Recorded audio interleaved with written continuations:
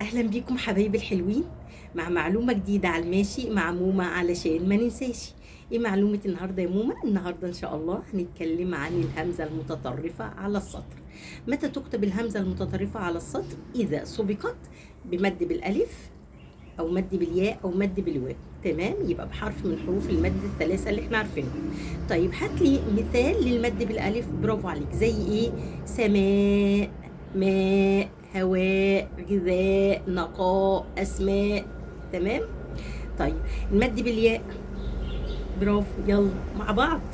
زي ايه؟ بريء، مليء، مسيء، بطيء، جريء.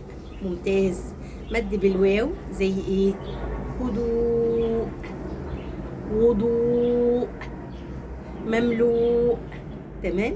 يبقى الهمزة تكتب على السطر إذا سبقت بحرف من حروف المد.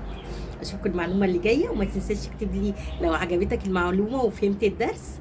وده بينفعنا في إيه يا مومة؟ بينفعنا في الإملاء. تمام. وما تنساش الاشتراك وتفعيل الجرس عشان يوصلك كل فيديو جديد. سلام عليكم ورحمة الله وبركاته.